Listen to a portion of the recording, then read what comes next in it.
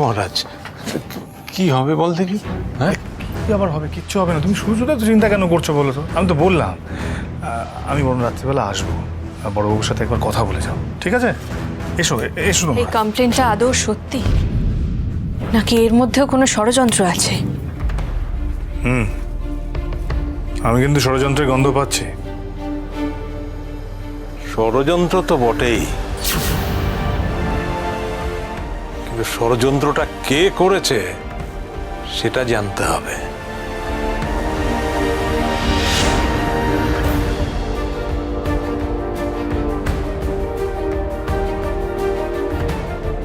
বাবা, তুমি এতদিন মাকে দেখছো, তারপরেও এই কথা বললে তুমি? মা? কোন মা? কেন, পূজার মা? ও, আমি ভেবেছিলাম তুই বোধহয় নিজের মায়ের কথা বলছিস। এই তখন থেকে তো মা মা করছিস কেন রে? এই তুই না আমাকে মা বলে ডাকবি না, মা মা একদম মা বলবি না। তোমার স্ত্রীকে মা বলার অধিকার তোমার স্ত্রী নিজেই আমার থেকে কেড়ে নিয়েছে। তুমি সেটা ভুলে গেছো? এই শোন মহারাজ, বাবা মা অনেক কথাই বলে, হ্যাঁ, কিন্তু সবকিছু ধরে বসে থাকলে চলে না।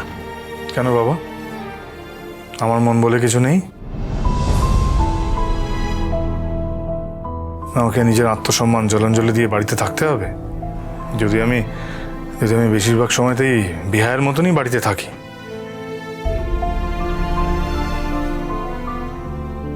তবে কেন থাকি জানো? তোমার মুখ চেয়ে।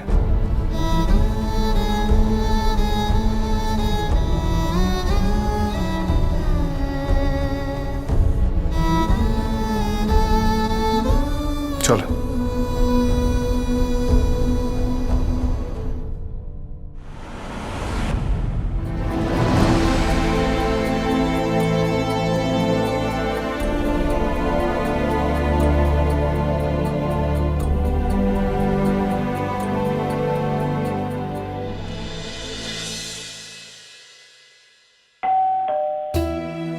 দাঁড়াও, আমি দেখছি। ঠিক আছে।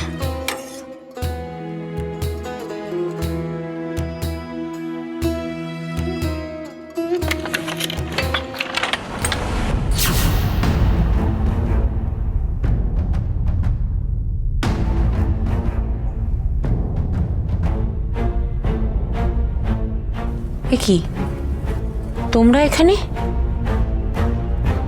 এ কি, পুলিশ কেন? আমি তো আগেই বলেছি আমি কোনো পুলিশ কমপ্লেন করিনি। আসলে আমারই আপনাকে কিছু বলার আছে। ভেতরে ঢুকে কথা বলতে পারি? আসুন আসুন, ভেতরে আসুন, বসুন বসো, তোমরা বসো। বলুন, কি বলবেন? ব্যাপারটা খুবই সেন্সিটিভ ম্যাডাম। আমি বলছিলাম কি, এনারা তো আপনার আত্মীয়, এনাদের মুখ থেকেই আসল সত্যিটা শুনুন। কি বলুন? ওরা সত্যি বলবে মানে? আমি বলছি আন্টি।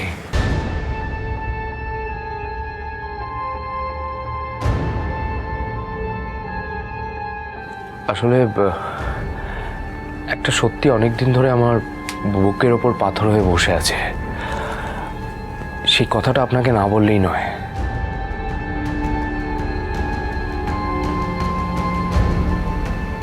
কি বলবো মাসিমা, খাচ্ছে না, ঘুমোচ্ছে না, কিরকম সবসময় না ওর মধ্যে একটা অস্থিরতা কাজ করছে বলার জন্য।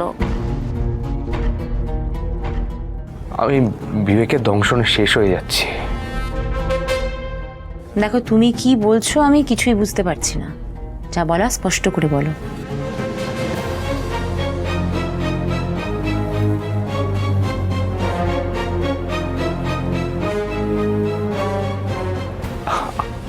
আমিও তো বুঝে উঠতে পারছি না কিভাবে কথাটা শুরু করব। কথাটা না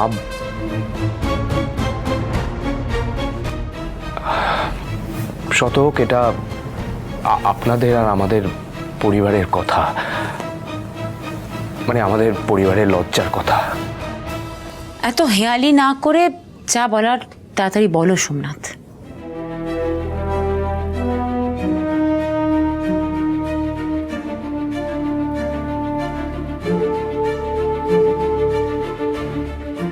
আপনার সেই রাতের কথা মনে আছে,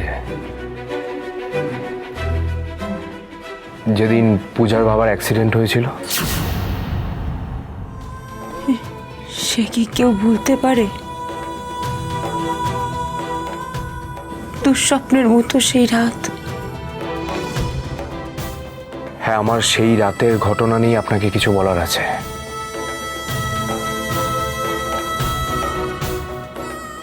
বলো।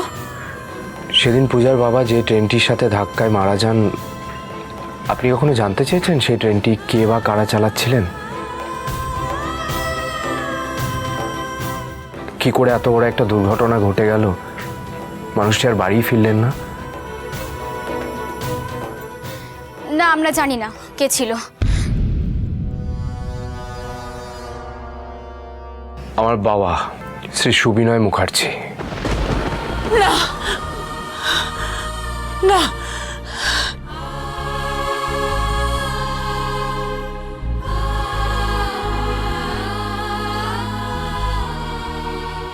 বাবা নেই মা, বাবা চলে গেছে মা, বাবা আর ফিরবে না, আর কোনোদিনও ফিরবে না। সেদিন আমার বাবা একজন নতুন চালককে প্রশিক্ষণ দিচ্ছিল। বাবার শেষ ডিউটি ছিল। বাবা চাইলেই পারতো ট্রেনটাকে থামাতে, আপনার স্বামীকে বাঁচাতে, কিন্তু বাবা তা করেনি।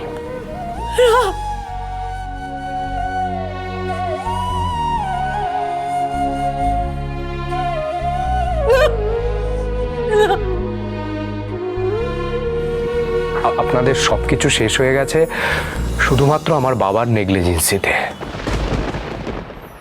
আপনাদের সবকিছু শেষ হয়ে গেছে শুধুমাত্র আমার বাবার নেগলিজেন্সিতে।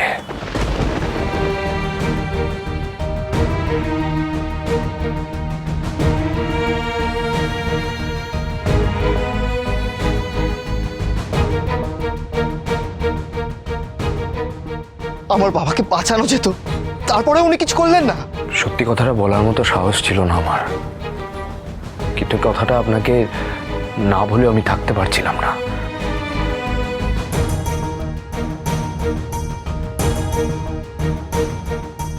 আমার বাবা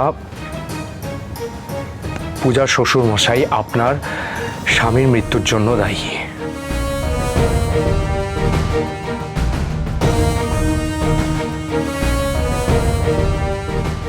আর সেই দায় ঢাকতেই আমার বাবা পূজারিনীর সাথে আমার বিয়ে ঠিক করেছিল।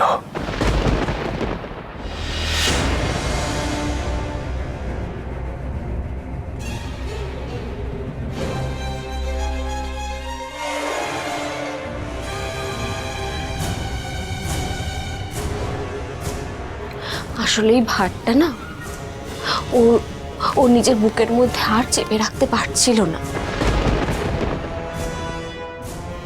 দেখুন, বাবা হোক আর যাই হোক, যে দোষী সে তো দোষী, তাই না? আমরা বলছি, আপনারা যদি মনে করেন আমাদের বাবার বিরুদ্ধে কোনো স্টেপ নিতে চান, তাহলে অবশ্যই নেবেন, আমরা সেটা মাথা পেতে নেব।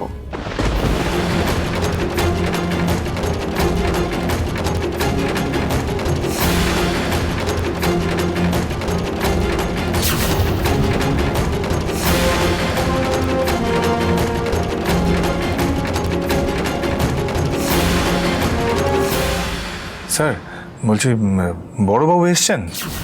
বললাম না, আজ ওনার বাইরে ডিউটি, থানায় ঢুকতে দেরি হবে। তাহলে তাহলে ওনার ফোন নাম্বারটা পেতে পারি তো? আপনি ওনার জন্য একটু অপেক্ষা করে যান।